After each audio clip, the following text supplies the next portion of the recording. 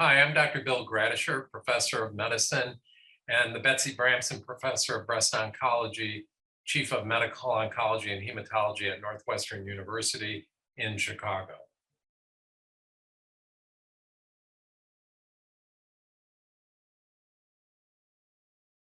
The reason that we think of different breast cancers according to the markers that are expressed is because we have specific therapies that have been shown to benefit these different subsets of breast cancer.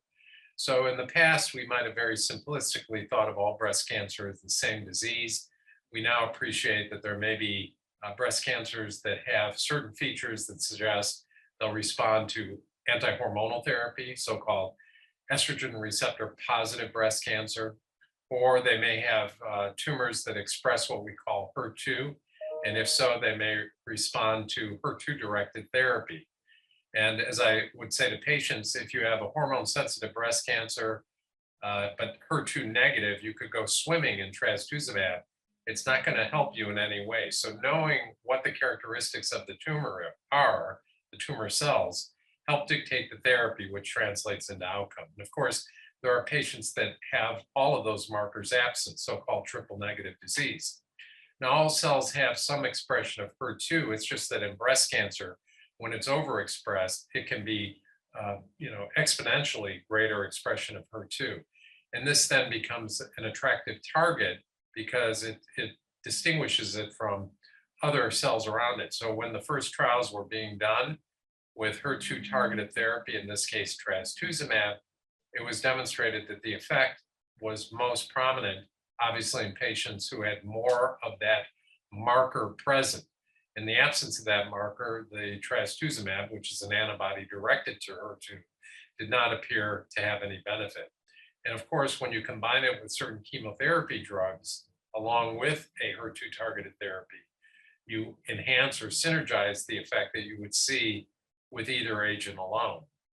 So we've come over many, many years to understand that there are different strategies that can be utilized for patients depending on what the characteristics are of their tumor.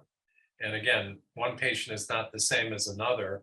And in fact, in some patients over time, the tumor characteristics can change. And that's why clinicians will often suggest that a repeat biopsy be done, not because they're questioning the diagnosis of breast cancer, but rather to determine whether there is fidelity, that the markers are remaining the same. And if they are, then you would have a reason, for instance, in HER2 positive disease, if the disease were to progress or get worse, to not abandoning HER2 directed therapy, but rather changing to a different agent rather than switching completely away from HER2 targeted therapy. In circumstances where the marker may change and it's no longer HER2 positive, that may give you pause about continuing with the same strategy because the disease might have changed or the characteristics of the tumor are such that it's a mixture of different cells, and now you have to target something else. So the HER2 nature of a disease is important to know, just as it's important to know whether a tumor is hormone sensitive or not, because that would dictate, for instance, whether you get anti-hormonal therapy, or if both markers are absent. It may mean that none of these things would be helpful, that you have to rely more on chemotherapy or immunotherapy if appropriate. So defining what you're dealing with is critically important to make treatment decisions.